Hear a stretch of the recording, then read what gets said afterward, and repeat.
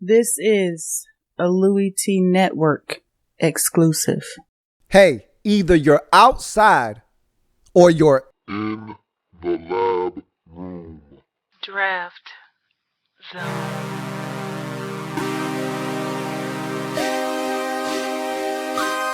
Hey, yo. Who else could it be? Me, Dorman.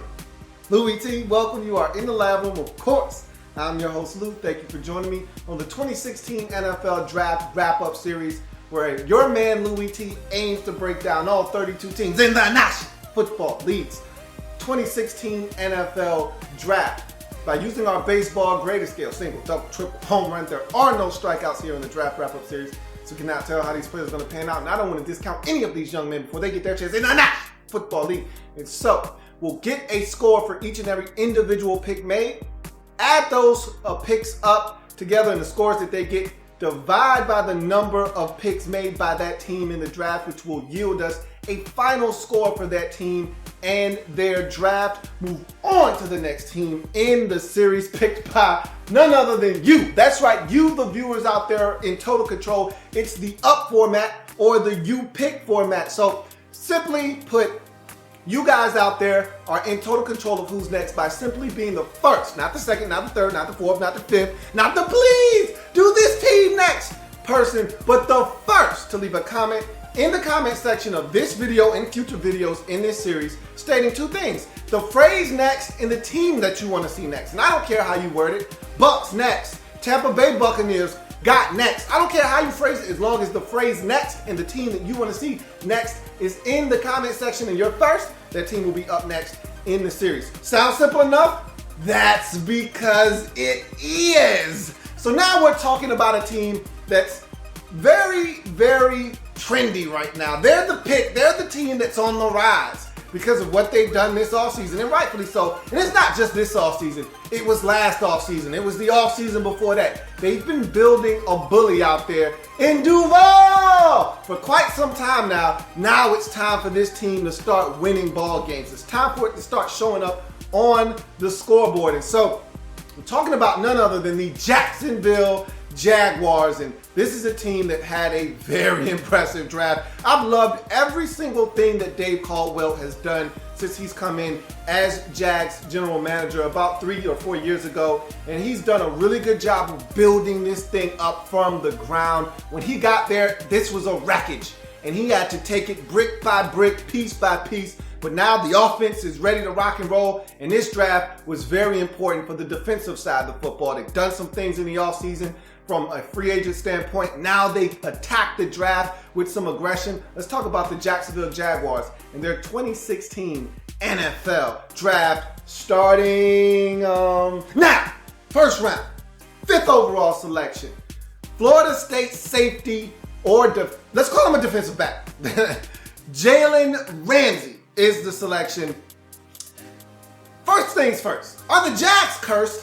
I mean, this is perfect timing for their video and for them to be up, because just got the news yesterday that Jalen Ramsey might miss the first 4 to 6 weeks or 4 to 6 months of the 2016 NFL season. Now, of course, the word came out that in their little rookie mini camp, he partially tears his meniscus. Now, if that sounds familiar to you, it should, because this time last year, they had a rookie come in, first day of camp, and I would think that was off-season training activities, if I'm not mistaken. So it wasn't the little rookie mini camp. I think that was more so OTAs. But either way, Dante Fowler Jr. last year tore his ACL. So this situation, slightly different, but it's kind of the same, because you're looking at a prospect where your first pick in the draft, your first round pick, could potentially miss either significant time or the entire season. Now,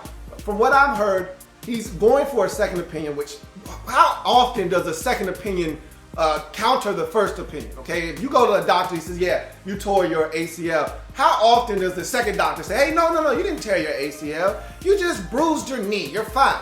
That rarely, if ever, happens. So it's partially torn. Okay, so now the question begs, how fast does he heal, and what's your course of action? Normally, when it's a torn meniscus, I think the only thing that's going to really be able to heal that is is time and surgery, okay? And so I don't think this is a situation where you just let it heal on its own. You gotta probably have surgery here to repair that meniscus. And so, I mean, just think about this.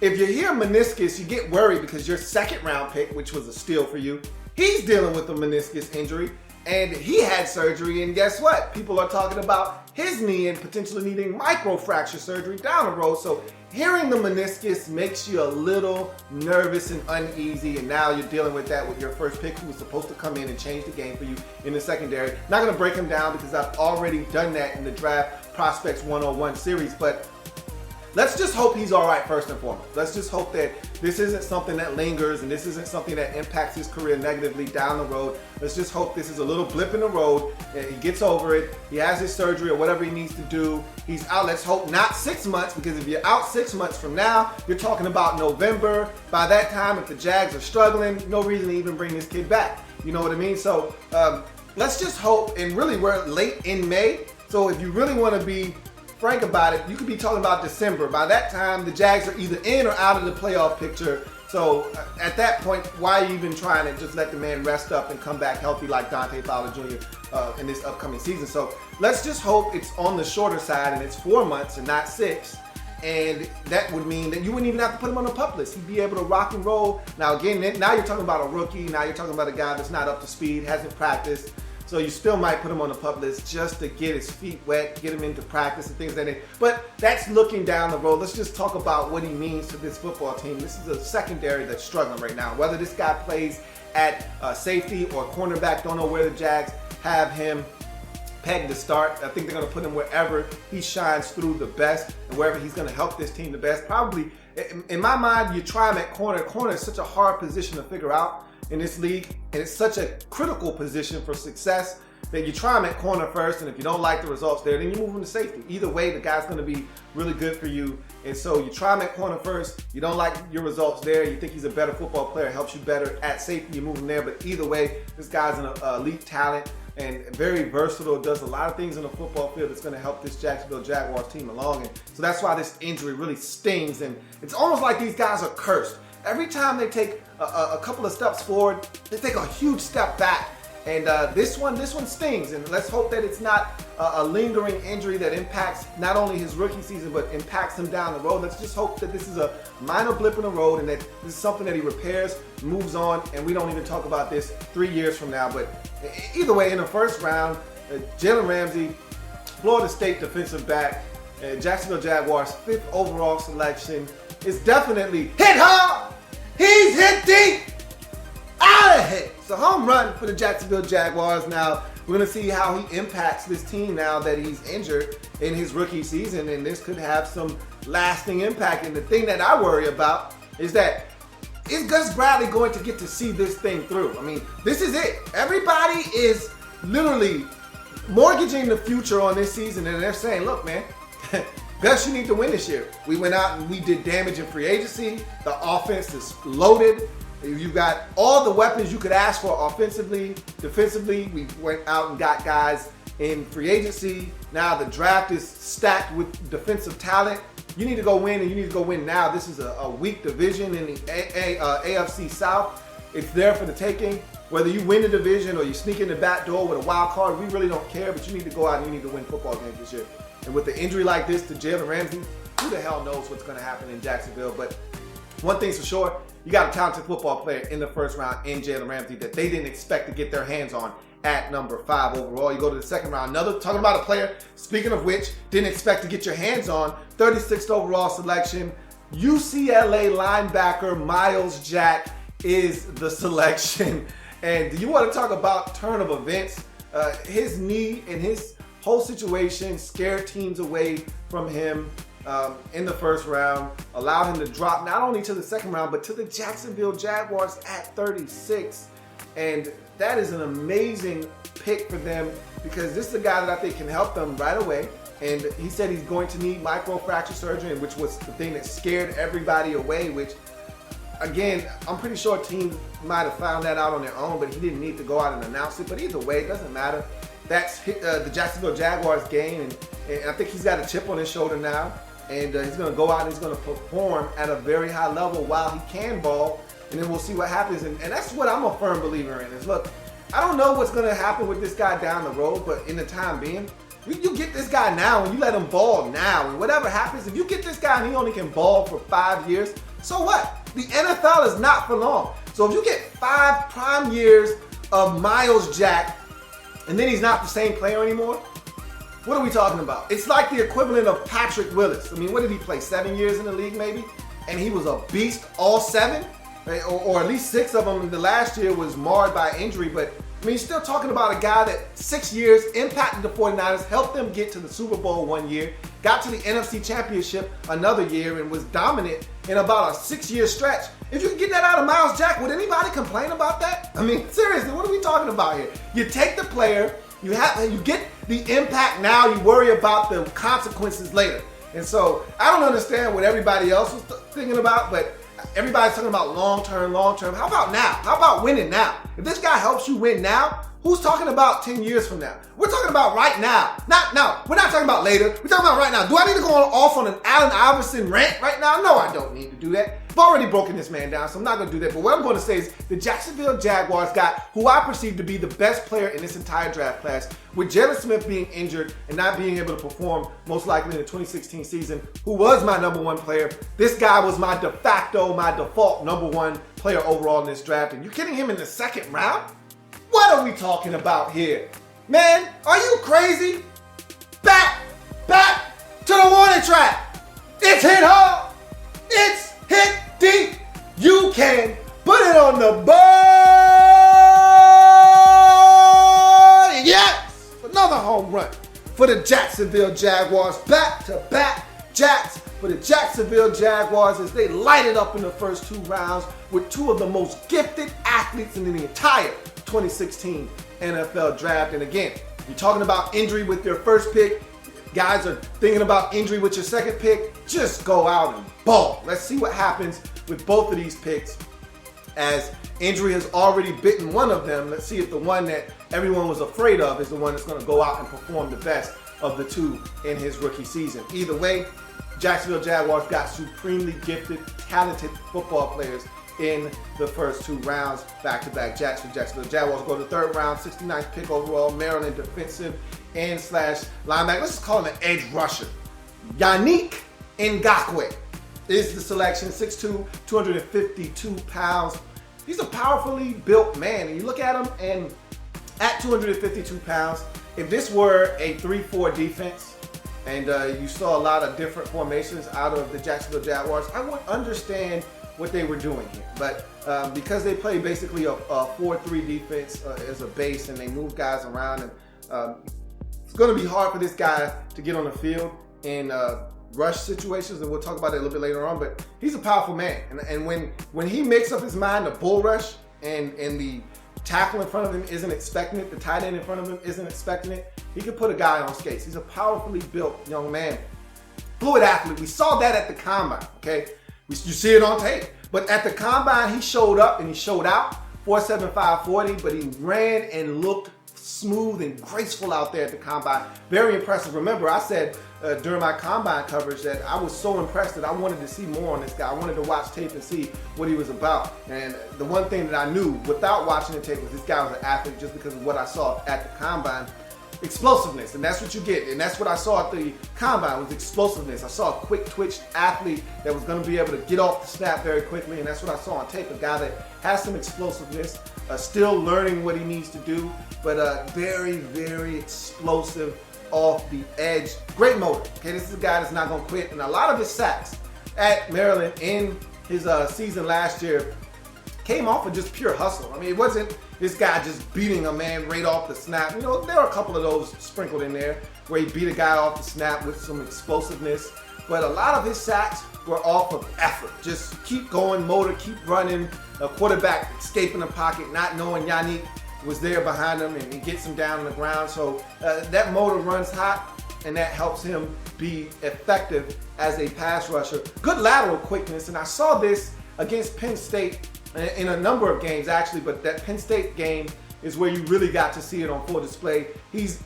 standing up a guy at the point of attack, in the backfield, gets in backfield, wins immediately. As he's going down the line this way, the running back tries to cut back this way because Yannick Ngakoue has impacted the play. So he's back here in the backfield like this, and that running back sees him, tries to cut back, and Yannick quickly dashes to his left, back in front of the ball carrier, wraps him up, gets him down on the ground for about a yard loss in the backfield. And that's the kind of lateral quickness that this guy has. Again, when you talk about explosive athletes, you talk about a guy with some good agility and some explosiveness to him. You're talking about Yannick Ngakoue. Beautiful spin move. And it's something that I swear to you, this spin move was like a unicorn, man. I saw it once and I'm like, man, that is one of the best spin moves I've seen all draft season. Let me see it again. And he said, man, I only bust that thing out for special occasions. I'm like, well, damn, can I see it again? He's like, nah, I'll let you know when I do it again. I never saw it again. So it's a beautiful spin move, and it worked. He got into the backfield, hit the quarterback, impacted the play, but I didn't see it again. So I would love to see that again. So Yannick, if you're listening, man, I'd love to see the spin move again. Be nice to, because it works. You made it look easy and effortless. So that's something that's in his arsenal. Don't see it very often, but it's there and it works. So I'd like to see more of it. You move on to his cons. Inconsistent pass rushing. This guy frustrates me to no end because he reminds me a lot of Emmanuel Agba. You know, a guy that's from a different country that comes over, very raw, still really learning the game and the final points of how to play the game. But he's got a lot of explosion and a lot of ability, but really no pass rush sense as to what he wants to do from snap to snap. He's just out there freelancing it, and I'd love to see him be more consistent because that's going to be his meal ticket at the next level. If he can't get to the quarterback on a consistent basis, he won't last in this league, and I'll tell you why that is the case. The next con is going to explain all of that. Can't consistently set the edge in the run game, and his arms aren't as long at 6'2". He's a guy that you can move out of the way and run directly at him. They ran at him at Maryland quite a bit, and with a little bit of success. It wasn't like this guy was just getting blown up. I wasn't as disappointed in him in the run game as I was Noah Spence, but he wasn't that far off, you know, and so teams weren't afraid to run at him, and that's a problem. And so I think just because of that, you go to his final con, he's a situational pass rusher. And so you can never have enough of those, you know, not knocking that. But for a guy that you're selecting in the third round, I'd like to see a more well-rounded football player. Maybe he will become that for them.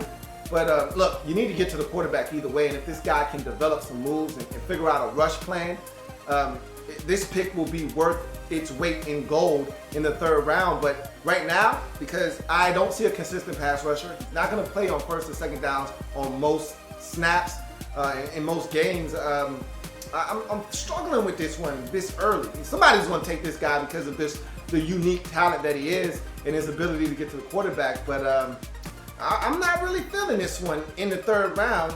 You know, 69th overall selection, Maryland edge rusher Yannick Ngakoue for me is a double. Okay, this is a guy that I think still needs some work. He's a little rough around the edges as a pass rusher. Not going to really help you in the run game. So I think there are some holes in his game that he's going to have to tighten up. Some things he's going to have to do. I think he can impact this team in a very positive manner, and I think he could have an impact year one as a pass rusher. Just need to see some things be cleaned up, him fine-tune some things, and this guy could be a big help to them. But right now, I got a lot of questions, not enough answers, and when I don't know things, I start to really doubt. So then I got questions, and I got a double. So we move on to the fourth round, 103rd pick overall. Notre Dame defensive tackle Sheldon Day is the selection. Now, there are no questions here, okay? This, to me, right here is an absolute steal. And for the purposes of this draft, he's the real Sheldon at defensive tackle, okay? Forget about the other Sheldon. This is the real Sheldon right here, Sheldon Day, in the fourth round out of Notre Dame, 6'1", 293 pounds, explosive off the stack. Explosive.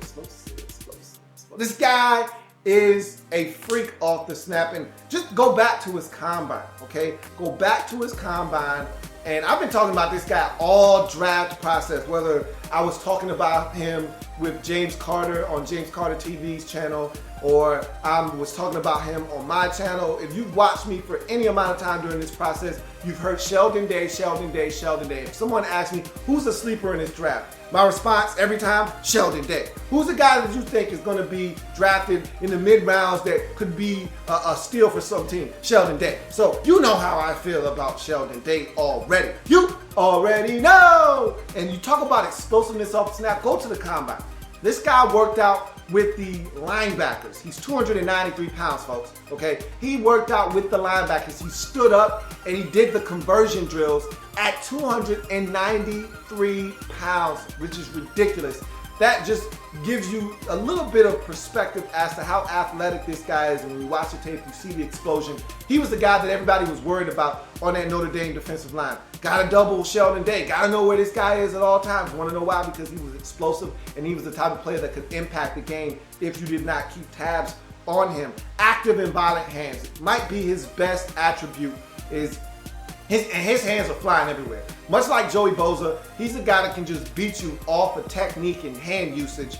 And his hands are very active, they're very violent, and they're very quick. So if you're not prepared for what's to come off the snap, this guy can beat you with one of these. And next thing you know, what the hell just happened to him? He's already in the backfield. Too late, now you're holding him, you're grabbing him, you're picking up a holding penalty. He's very active, hands are violent, and he's a very quick off the snap individual, which leads me right into my next pro, disruptive penetrator. This guy gets in the backfield and makes things happen, whether it's a swim move, a rip move, hand usage, spin move, bull rush, you name it. He's using it to get in the backfield, blow some things up. And he's not the guy that always makes the tackle. So you can't look at his stats and say, okay, he's not doing this or he's not doing that. His impact is felt just by him making things happen, whether it's him taking on a double team aggressively, allowing Jalen Smith to be clean and running the backfield and hit somebody for a 2-yard loss, or this guy getting into the backfield 3 yards and penetrating, and that guard having to get in the way of the play, running back doesn't have anywhere to go, got to cut it back in reverse field. Now all of a sudden, here comes the cavalry down for a no gain at the line of scrimmage. That's how he impacts the game. Quarterback got to get out of the pocket because right to his left, the pocket is collapsing at this very moment. Let me get out of dodge. Next thing you know, plays all messed up. That's what Sheldon Day does on a regular basis. Stop at the point of attack. It's the guy that, and I'm gonna go ahead and lump this in with the next pro because they go hand in hand and synonymous to me. Fights double teams. This guy is started the point of attack, and it usually takes 2 guys to block him, especially if you're trying to run the football. This guy is such a disruptive force that I see him taking on double teams, and he's fighting these double teams. I mean, he is over there looking like He-Man and fighting off these double teams and fighting through them, and in some instances, he's winning against these double teams. Very impressive what this guy does at the line of scrimmage. He stacks and sheds, which is the next pro, beautifully. I can't tell you how many times he's using an offensive line. He's just standing there, standing the guy up, quarterback, and you know in college you get a lot of quarterbacks that like to tuck and run the football, and he's just standing there waiting, throws that guy off of him, gets to the quarterback, gets him down on the ground, running back coming his way, jacks up that offensive lineman, gets to that ball carrier, grabs him up and ragdolls him. A very physical football player, stacks his sheds extremely well. Next pro can control multiple gaps. This is a guy that plays up and down the line. You want to stretch him out, that's fine. Don't think there's going to be a cutback lane though with Sheldon Day on the case. He's coming all the way down the line. He's in heavy pursuit on that backside. And if you cut it back, you got a big 300-pound man waiting on you to ragdoll you and rough you up. And so he controls multiple gaps. He's sitting there in that B gap, and when the play's done, he's all the way in the C gap, or he's all the way in the D gap, and he's roughing the dude up, okay? So he plays up and down the line. He'll start all the way out at the C gap, and next thing you know, when the play's done, he's in the A gap messing up some things. I mean, he can control multiple gaps. Very aggressive football player.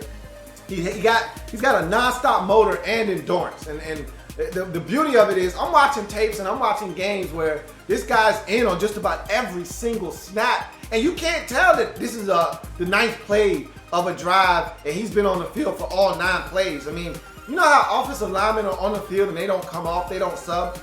Well, this is one of those guys where you don't see him coming out of the game a lot. High volume number of snaps, but he's still giving maximum effort on the field. You can't tell if this is snap 2 of the drive or if this is snap 10 of the drive. And so you gotta love that when you're talking about a defensive lineman that's giving you maximum effort despite him being tired. And you can tell sometimes that he's dead tired, but he's still giving effort that you don't get out of guys that are 300 pounds normally when they're tired. You look at his next pro pass rush ability. This is a guy that never really lit it up in terms of numbers at Notre Dame, but you see the ability for him to get better in that department at the next level because all the tools are there. And he's going to be playing with a bunch of talented players that are going to command attention, and he's going to get more one-on-one matchups, a lot of double teams at Notre Dame this guy faced. So I think at the next level, he's going to get some opportunities to win some one-on-one matchups, and he's going to cash in. And I think he's going to be a 6 to 8 sack guy if he's given the opportunity with the playing time necessary to really impact this Jacksonville Jaguars defense. Versatility. At Notre Dame, they played this guy everywhere. He played defensive tackle, played that 3-tech. He played at defensive end. He also played standing up as an outside linebacker at times. He dropped into coverage. This guy is a jack of all spades. He can do some of everything, and I think that is something else that attracted the Jacksonville Jaguars to him, is that this guy is just so versatile. You can put him in a number of situations, in any of your base fronts, in any of your nickel packages, in any of your subsets. This guy is still a viable candidate to be on the football field, and that's why I absolutely love what Sheldon Day brings to the table. You look at his cons. He's over-aggressive. Yeah, he's a guy that will knife into the backfield and stunt his way out of a play. I can't tell you how many times I've watched this guy be aggressive and get into the backfield so quickly that it could mess up the play, or it could mess up his defense because he's so quick and aggressive that if he stunts out of a gap and the running play is going to that particular gap, it may open up a little bit of a hole there for a running back to get through. So he can be over aggressive, but 9 times out of 10, his aggressiveness is to the benefit of his defense, not to hurt his defense. So I really think that that's not something that I worry about, but that is something that is in play and lacks length. And I think if you want the number one reason why this guy's a 4th round selection and not a 2nd round selection or a 1st round selection is because he lacks length. If he was a little bit longer and able to disrupt plays and affect plays with his length a little bit more, I think this is a guy that's in the 2nd round, that's in the 1st round discussion. So this guy's so talented. I think that this is one of the biggest steals of the entire draft, not just of this draft with the Jacksonville Jaguars, but of this entire draft. And this is the rare. I'm talking about, this is seeing the groundhog on groundhogs, and this is so rare. The 4th round deep shot to left field, way back. You can put it on the board. Yes! It's another home run for the Jacksonville Jaguars as they hit it, knock it out of the park, deep to left center field. And I love this selection, man. I think the Jacksonville Jaguars absolutely nailed it here, getting Sheldon Day, the real Sheldon of this draft. This is a guy that I think is going to come in and impact this Jaguars defense immediately. Not immediately, immediately. This guy is the truth, and I think he's only going to get better in the National Football League. You move on to the 6th round, 181st pick. Montana outside linebacker Tyrone Holmes is the selection, and he's more of a defensive end. 6'4", 250 pounds. Another one of these edge rushers, guys that kind of undersized, that the Jaguars are just looking to get a bunch of athletes to rush the quarterback. A long physical defender, good length, and that's the first thing that you see with Tyrone Holmes is this guy has good length on him, and that allows him to do a number of things. And let's talk about how this length impacts his game. Start at the point of attack. Surprisingly, okay, I looked at him and I said, okay, this is another Yannick Ngakoue, where you're talking about a 250-pound athlete, but the difference between him and Ngakoue, this guy's 6'4", much longer arms. Those long arms allow him to extend and engage the offensive lineman first. So in the run game, and again, this is against lesser talent, so I don't know how this projects to the next level, but In the run game, he was able to contact that offensive lineman first, get good leverage, have a good base, stand him up right at the point of attack. So it allowed him to be active in the run game. And if you wanted to run at him, good luck, because he was going to do his job to make sure that big gains weren't getting gained on his side. So you weren't going to run right at him and have him be a detriment to his defense. So he could stand up at the point of attack. Also with those long arms, you get a nice bull rush, man. This guy was being very physical. Watched him against Carson Wentz and North Dakota State, and he really impacted that game. I mean, if you want to know one of the biggest reasons why Montana was able to upset North Dakota State early in the season last year was Tyrone Holmes had a field day. A couple of sacks, a strip sack, forced fumble of Carson Wentz, impacted him on a couple of throws where he got to the quarterback and impacted Carson Wentz in the pocket. This guy was a freak. A couple of tackles for loss, a couple of tackles at the line of scrimmage. This guy was everywhere, was Tyrone Holmes. And that bull rush was a big part of what he did in that football game. And another thing that you get off with him is explosiveness off the edge. This is a guy that I was surprised, a little bit of explosion here, man. Getting off that snap. And there were a couple of times where he was late off the snap and he was still winning. And so he's not a guy that times up the snap very well, but he's got some explosiveness despite getting this off the snap a little late sometimes. And he's got a great inside move, a great swim move where he goes outside hard, comes back in with the swim, and that offensive lineman doesn't stand a chance. He won with that move at least 3 times in that ball game against North Dakota State. And it got to the point where I was calling that move. I said, all right, here it comes. Here comes that inside swim move. And he came with it, and he was still winning, splitting double teams with it and everything. So that was probably his most dominant move, was that hard outside, duck back under inside with the swim move, rip to the inside, get to the quarterback. And he was really impacting the game with that move along with his bull rush. Tremendous collegiate production. This man ended up his collegiate career with 34.5 sacks, 18 of which came last season. So I talk about you wanting to get drafted, you wanting to get noticed. Do one thing, you know what that one thing is. If you've been watching me for any number amount of years, you know what I'm about to say. If you play at a small school, all I ask that you do is do what? Dominate the competition. I don't give a damn. We'll figure out if it translates down the road, but guess what usually does translate? Domination. Dominate the competition. You want to get noticed, you want to make it to the league, dominate the competition. That's what he did. And so he's a guy that I think could be a difference maker for the Jaguars if he can make their roster. There's a spot on this team, and I'll talk about it a little bit later on when I get to their final pick in the draft. There's a spot on this team, though, available. Let's see if one of these guys can help fill it. You go to his cons, undersized defensive end. And so that's going to be the question, is how do we use this guy? They're going to move him around. They're going to use him in sub packages if he makes this team. So we'll see what Gus Bradley has in mind for him. But there's a spot on the squad for this guy in his skill set if he can, in fact, improve and show these coaches that he has the ability to play at this level. Because, again, this next con and some of the questions that you have are going to be ones that he's going to have to answer throughout training camp if he's looking to make this football team. Can he stand up in the run game consistently? That's the next question. We're not sure. Okay, I saw him do it consistently on tape, but again, let me go ahead and just name this last con so I can get that out of the way. Lesser competition.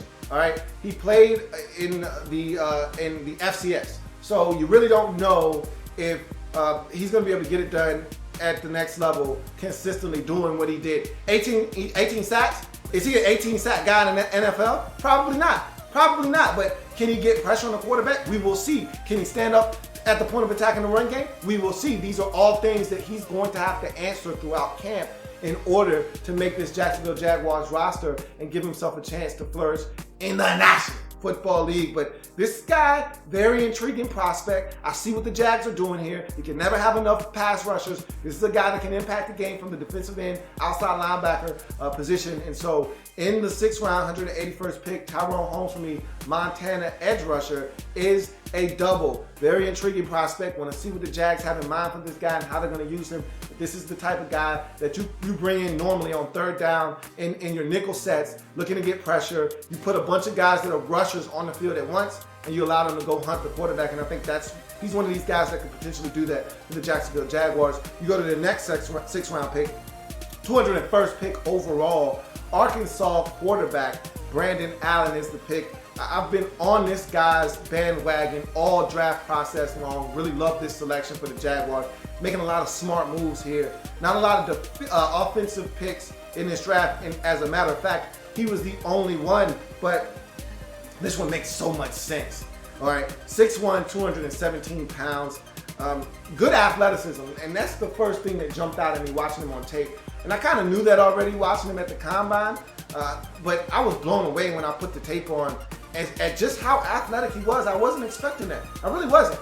And what came with that athleticism, and normally, that's not the first thing that I talk about when I talk about a quarterback. I don't really care about how fast he runs or how well he moves. I care about his arm, I care about his intellect, I care about his poise and all of those things. This guy, he was so athletic on tape, on these boots, on these sprints, and just getting out of the pocket and extending plays, that I was so impressed that the next pro was something that I had to write down immediately. And he throws well, very well on the move. Like a lot of his completions early on the move, bootlegs and sprint outs, and him just eluding a rusher and getting out of the pocket and hitting a guy in stride. Very impressed. One of his best throws that I saw was him escaping the pocket against Tennessee and him rolling out to his left nonetheless, right-handed quarterback out to his left, and throwing a football with beautiful touch down the field to his tight end, Hunter Henry. We'll talk about that a little bit later on. But it was just a beautiful play down the field. And that's some of the things you get from Brandon Adams. Really good on the move. Lively arm. And I saw this at the combine.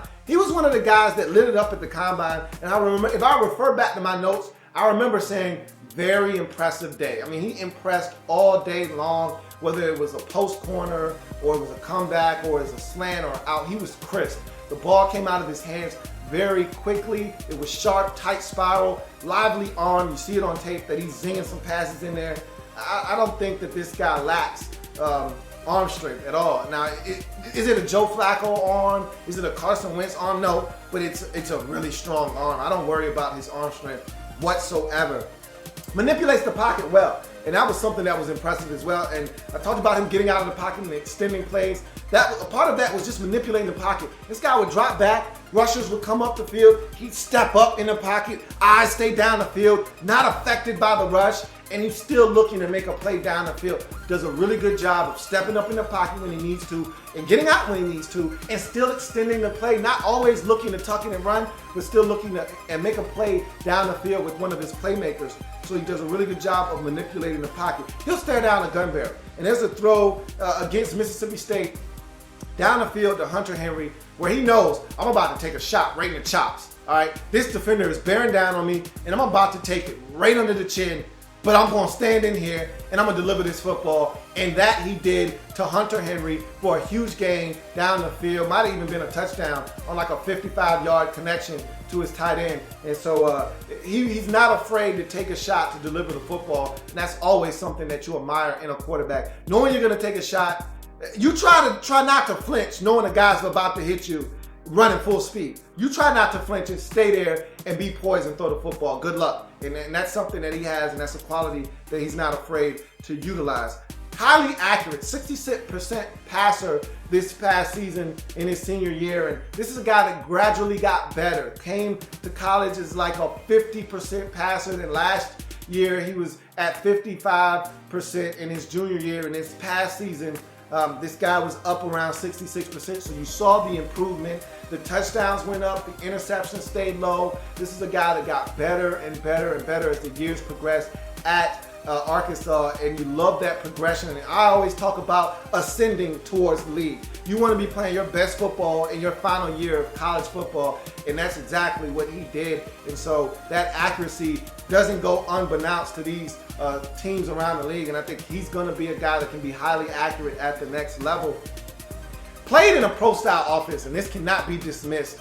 At Arkansas, I venture to say, and I can't confirm nor deny this, okay? So don't quote me on this, but I surmise that at Arkansas, this man took more snaps under center than all the quarterbacks drafted in front of him combined. Let me repeat that. I surmise, and I can't confirm nor deny this, and this really doesn't make that huge of a difference, but it's good and comforting to know. I surmise that this guy took more snaps under center than all of the quarterbacks selected in front of him in this draft combined. He was under center in a pro-style offense all the time, okay? This guy did not play in a spread offense. He wasn't back there making these quick reads that only required him to read one half of the field. This guy was back there surveying the entire field. This guy was taking 7-step drops with a hitch. He was taking 5-step drops. He was taking 3-step drops. This guy was going play action fake, turning his back to the defense, turning around. They had a real offense with real running backs that ran the football with real offensive linemen that actually were blocking with pro-style blocking schemes. It was a real offense. It was fun to watch. That's what it was. So that, to me, huge benefit for Brandon Allen. You ask me, he could come in, and if you give him some time in this offseason and you give him some real reps, he could come in and play week 1. I think just because he played in a pro-style offense, a lot of this stuff isn't going to be foreign to him coming into the next league. Cons, he has happy feet under duress. If you get immediate pressure on him, his feet are dancing, man. This guy is all over the place, and you see it affect his accuracy. When he starts dancing around there in the backfield, the football usually sails and goes high. And so if you can get pressure on Brandon Allen before he gets to set his feet, all of a sudden, those feet turn to dancing shoes, boy. And he's back there, these feet are unsettled, and he's all over the place, and he's looking to get rid of the football, and that's when you get errant throws. So he's got to calm his feet down sometimes, even when in the face of pressure, and sometimes he'll have that Christian Hackenberg syndrome where he's starting to get flat-footed on me, and he sees pressure, happy feet, and he's all of a sudden, if it's a 3-step drop, or it's something quick, and the first read isn't open, and all of a sudden there's immediate pressure because he's supposed to already gotten rid of the football. All of a sudden now that footwork gets sloppy, and he's set, and he's just flinging it, okay? That's when you get those one-hoppers, or you get the ball high and sailing. So he's just got to calm his feet down sometimes and make accurate throws like he usually does when he's in the pocket. His height, he's only 6'1". I mean, talking about a smaller quarterback here. That's not a big problem for me. Didn't see him get a lot of throws batted down, but he had a massive offensive line in front of him at Arkansas. So they ran the football very effectively, which opened up play action fake, and he did a really good job of escaping the pocket. So didn't see a lot of balls being batted down because he was able to find avenues to throw the football, but we'll see if that's an impact on him or not at the next level, being 6'1". And hand size, what are we doing? Remember, he was the big topic of discussion at the draft. This year, more so than any other year I can remember, we had the conversation about hand size. His hand size was 8 7/8. And so usually the hand size they're looking for is anywhere between 9 and 10. If you got a hand size that's, trending towards 10, your hand size is pretty good and huge. And that's what they like. What are we talking about here, man? Look, will it affect him? I doubt it. I mean, look, if you can grip the football, you can throw the football. He did it at Arkansas. Why can't he do it at the next level? I'm not here to debate whether his hand size is big enough, but obviously, I think that had an impact. Some people care about that stuff. As we know, Hugh Jackson was huge on that wetting balls, doing pro days and stuff. I'm not a big hand size guy. I don't really know if that really makes a big difference or not, but just think about this. Russell Wilson, 5'11", huge hands, huge mitts, all right? And you see how he grips the football, it helps him throw the football, and he plays in Seattle, which you got to be able to grip the football in wet conditions because it's always raining there. Maybe it makes a difference in a very inclement-driven climate like Seattle or somewhere in the AFC North, which is where Hugh Jackson is, but he's in Jacksonville. Really don't know if that's going to make a difference. If it rains there a lot, maybe, but I don't know. I don't care. At the end of the day, I love this pick. I thought he was one of the better backup quarterbacks in this entire draft class. I feel like Chad Henne makes a bunch of money doing nothing. It's time to get him out of there. This is the heir apparent to the backup throne in Jacksonville because you got your starter already in Blake B. Now you got a guy backing him up that's just as competent in Brandon Allen in the 6th round, 201st pick overall, quarterback out of Arkansas. Brandon Allen for me is a triple. I love this pick. Absolutely love it. I think this guy, to me, is going to probably develop into one of the most dependable and really sound, fundamentally sound backup quarterbacks in this league for years to come. He may even get a shot to start somewhere down the line. I doubt that, but nothing's out of the realm of possibility because I think Brandon Allen is an extremely talented quarterback. You go to the 7th round of the Jaguars' final pick in this draft, 226th pick overall. Central Arkansas defensive end Jonathan Woodard is the selection. 6'6", 271-pound defensive end. Now, this is more the type of guy you're looking for in terms of size to really play on all three downs. Long, active, developmental prospect, if you ask me.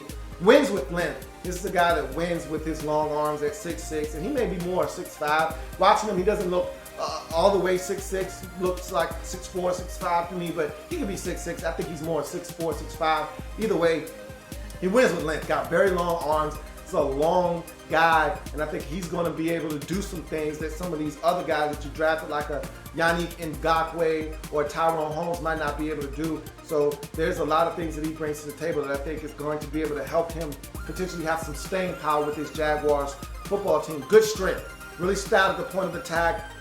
He has a really beautiful push-pull move that I would love to see him use a little bit more, where he grabs the offensive lineman and then pulls him, and that propels him into the backfield to either make a play on a running back or go after the quarterback. It's a beautiful move that I saw him use and saw it work a couple of times. So I think that's something that's going to help him at the next level. Takes on some double teams. Like I said, stout at the point of attack.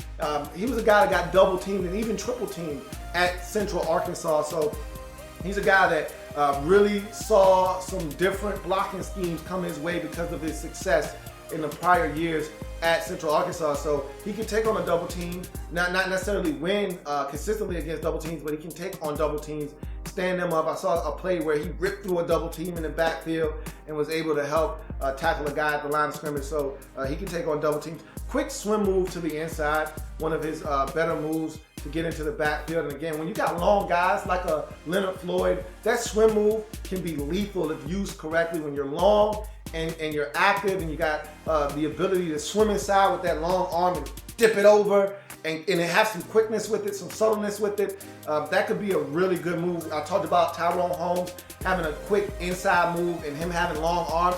If you got long arms and you've got a nice swim move and you can pair it up with a little bit of subtleness, whether it's a fake to the outside or you just give them a little stutter and then you go quickly, with those long arms, it allows you to swim over and beat guys. And so I think he has a little bit of that in his game as well. There's some upside here. I think this is a guy that he didn't make the decision to want to play football until his 11th grade year in high school, so equivalent of his junior year. And that basically got him in a situation where he didn't have a lot of tape going into his senior year for colleges to come over to get him into a major program, because this guy was big and long.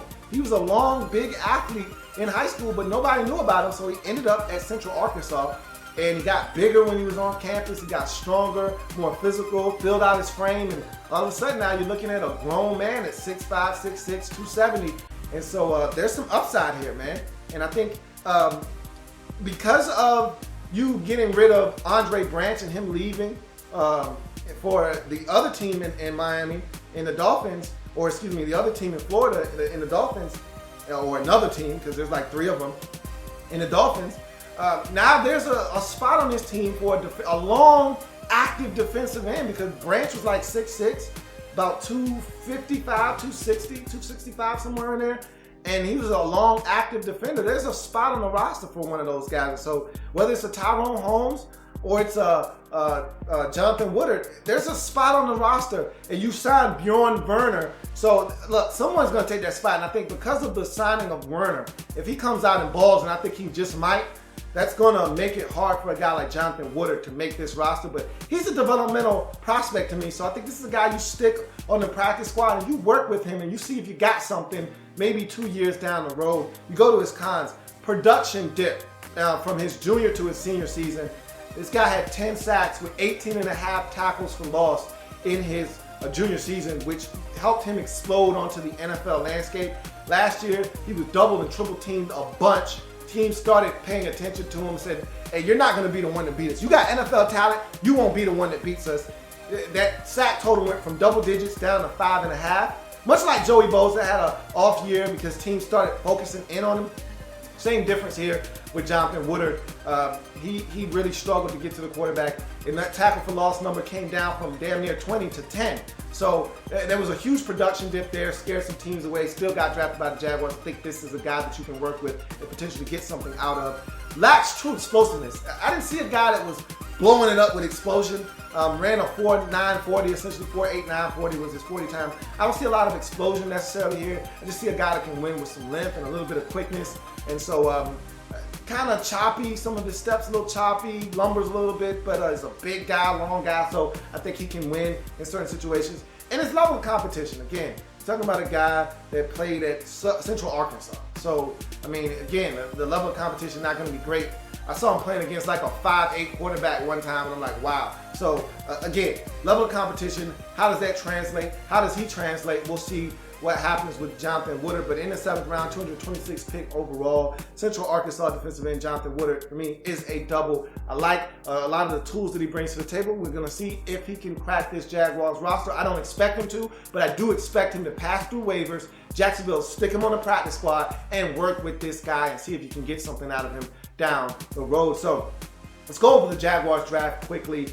A home run in the 1st round with Jalen Ramsey, even though he's injured now. Let's see what happens with that situation. Home run in the 2nd round with Miles Jack. You had no business getting your hands on that kind of prospect in the 2nd round.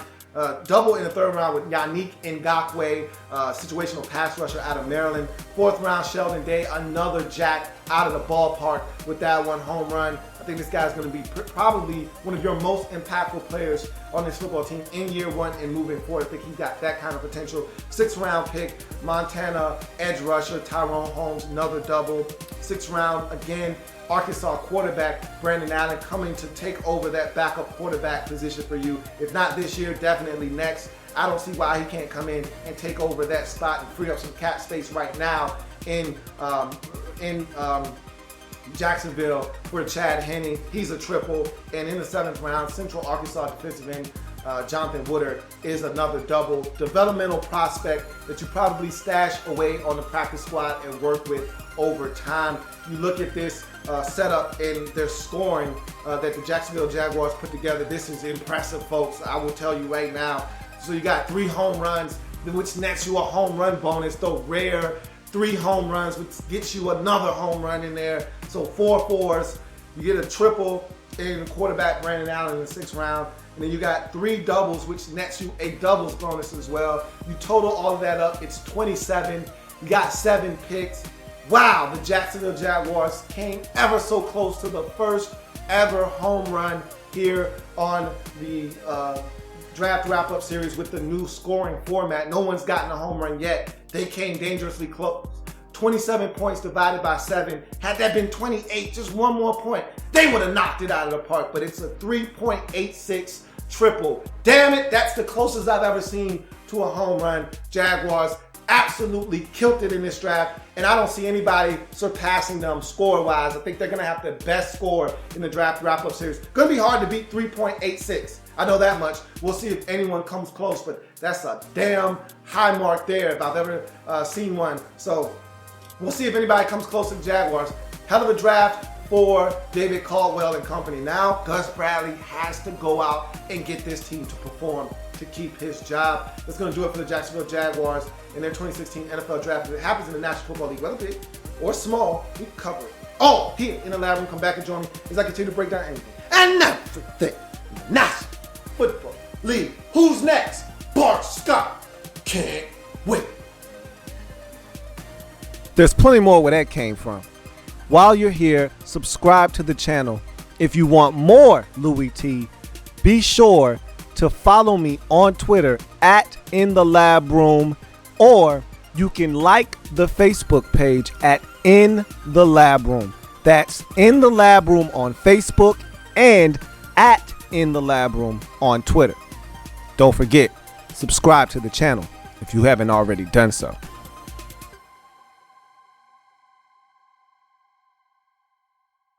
Mm-hmm.